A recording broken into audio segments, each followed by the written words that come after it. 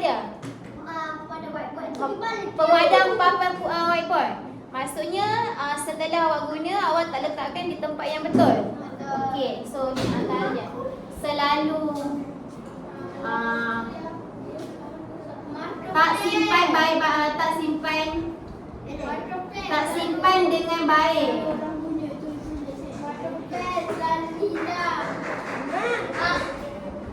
Pemadam whiteboard yang dah digunakan. Okey, Muhammad rasa Muhammad nak suruh awak tulis lah kan. Tapi tak ada orang kan untuk awak ada masalah kan. Peraturan.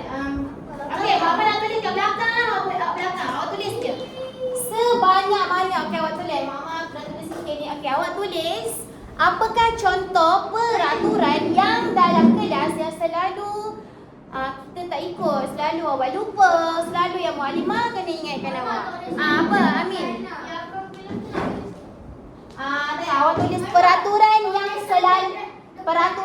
selalu saya tak ikut dalam kelas. Tajuk ni.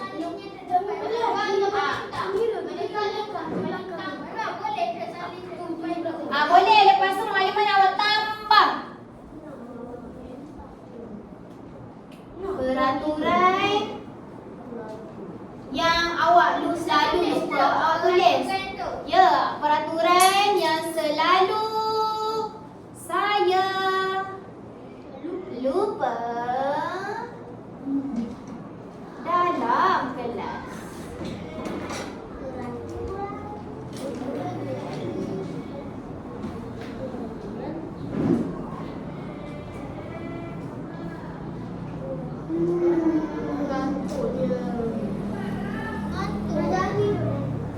Kantor awak ni tak tidur ke malam tadi? Saya tidur. Mualimah semalam bangun pukul 12, Mualimah tak tidur sampai subuh. Tapi Mualimah tidur awal lah semalam. Ya. Tulis, cepat tulis. Tak simpan dengan baik pemadam whiteboard yang telah digunakan. Okey, Mualimah nak buat at least 5 lah. Ataupun 10, takkanlah 5 je.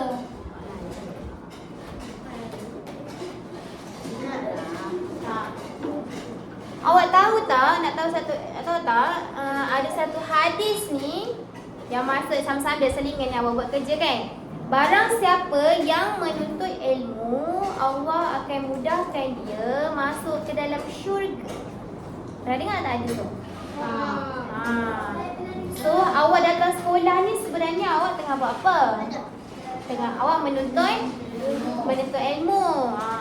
Jadi bila awak menuntut ilmu, samalah yang macam Nabi sebut dalam hadis tadi, orang yang menuntut ilmu ni Allah akan mudahkan dia pergi masuk dalam syurga. Awak nak tak masuk syurga?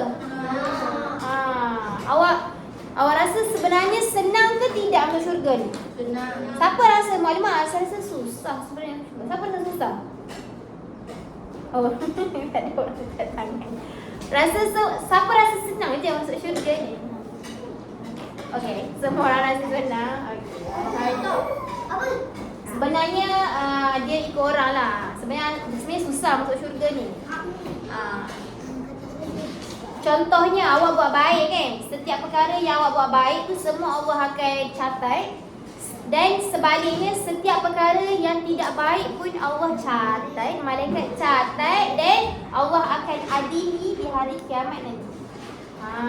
Jadinya sebenarnya nak masuk syurga tu dia senang dan susah dua-dua. Jadinya bila awak pergi belajar, awak datang ke sekolah, awak bawa buku berat-berat, awak siapkan kerja sekolah, insya-Allah Allah akan mudahkan awak masuk syurga. Jadinya tak bolehlah datang sekolah awak rasa mengantuk. Asyik nak menguap je Amirul. Asyik nak tidur je. Tak maulah. So apa kata awak buat azam baru? Tahun ni saya berazam saya tak nak menguap dalam kelas.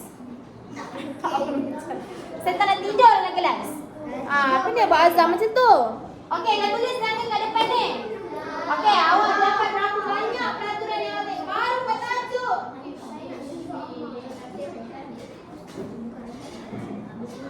Sila simpan lagi apa lagi? Banyak lagi. Contohnya tidak 10 boleh. Contoh tak kemas kelas.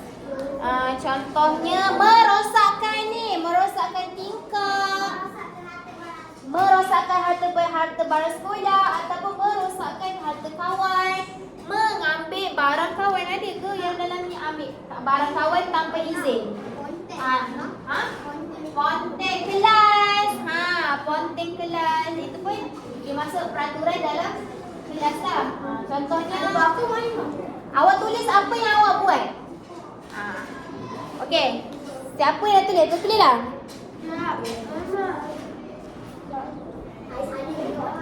Alah, awak tulislah yang awak buat.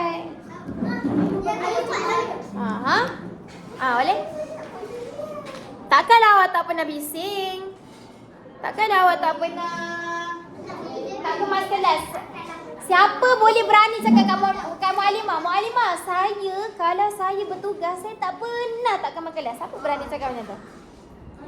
Maksudnya kalau nama dia kena bertugas kan. Contoh hari Isnin, Aris bertugas. Tapi dia maksudnya dia terlupa. Dia selalu kalau hari Isnin dia kena menyapu kelas, selalu dia lupa. Lupalah, sikit perut lah, balik awal lah. Siapa yang selalu mengelak kalau bertugas? Ada tak? Tak ada. Ahmad. Kaila. Jumaat.